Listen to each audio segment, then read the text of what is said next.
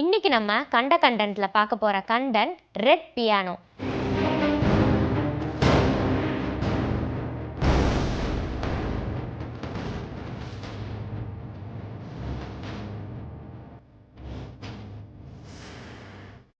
ரஷ்யாவில் இந்த red piano பற்றின கதை ரொம்ப வருஷமாகவே பேசப்பட்டு வருது.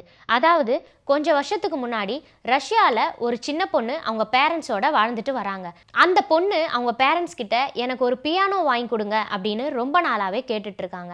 அவங்க பேரண்ட்ஸும் நம்ம பொண்ணுக்கு இப்போ பர்த்டே வரப்போகுது, அந்த பொண்ணை சர்ப்ரைஸ் பண்ணலாம் அப்படின்னு சொல்லிட்டு ஒரு ரெட் கலர் பியானோவை வாங்கி கொடுக்குறாங்க.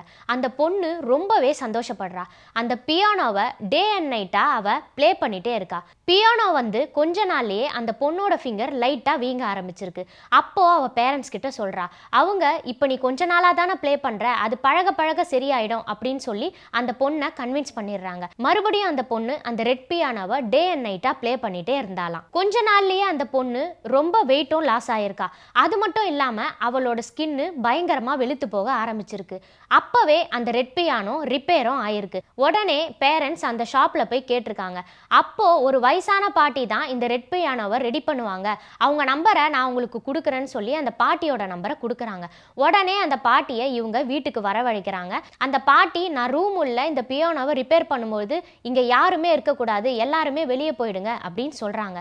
அதே மாதிரி எல்லாருமே வெளியே போனவொடனே அந்த பாட்டி அந்த பியானோவை சரி பண்ணி கொடுத்துட்றாங்களாம். மறுபடியும் அந்த பொண்ணு அந்த பியானோவை டே அண்ட் நைட்டாக ப்ளே பண்ணிகிட்டே இருக்காங்க. மறுபடியும் அந்த பொண்ணோட ஸ்கின்னு பயங்கரமாக வெளுத்து போய் அந்த பொண்ணு ரொம்ப பலகீனமாக ஆயிடுறாங்க.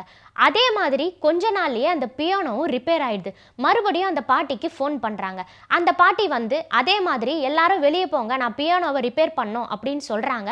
உடனே அந்த பொண்ணோட அப்பாவுக்கு டவுட் வருது. இந்த பாட்டி உள்ள என்னதான் பண்ணுறாங்க அப்படின்னு சொல்லிட்டு விண்டோ வழியாக நம்ம பார்க்கலாம் அப்படின்னு வெளியே வெயிட் பண்ணிட்டு இருக்காரு.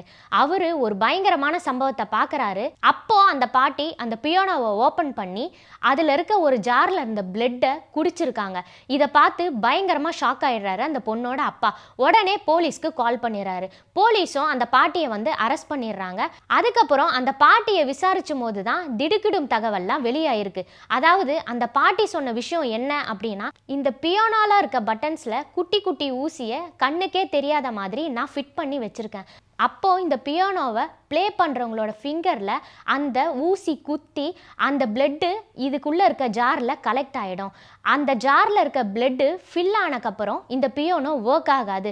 அதுக்கப்புறம் நான் ரிப்பேர் பண்ணுற மாதிரி உள்ளே அந்த பிளட்டை குடிச்சிட்டு போயிடுவேன் அப்படின்னு ஒரு விஷயத்தையும் சொல்கிறாங்க. இதே மாதிரி நிறைய பியானோஸை அந்த பாட்டி நிறைய வீடுகளில் சேல் பண்ணதாகவும் சொல்லப்படுது. இதே மாதிரி பியானோ ரிப்பேர் ஆனதுமே அந்த பாட்டி அவங்க வீட்டில் போயிட்டு டோரை க்ளோஸ் பண்ணிட்டு அந்த பியானோ உள்ள இருக்கிற பிளட்டை எடுத்து குடிக்கிறாங்க அப்படின்ற ஒரு விஷயத்தையும் சொன்னாங்க. இதுதான் ரெட் பியானோக்கு சொல்லப்படுற கதை. ஜென்ரலா ஹியூமன் பிளட்டை குடிச்சு டைஜஸ்ட் பண்ண முடியுமா அப்படின்னு கேட்டா இல்ல அப்படின்னு சொல்லலாம். ஆனா ஒரு சில பேர் அவங்களுக்கு ஏற்படுற ஜெனடிக்கல் மியூட்டேஷன்னால அவங்களால வேம்பயர் மாதிரி பிளட்டை குடிச்சு ஈஸியா டைஜஸ்ட் பண்ண முடியுமா?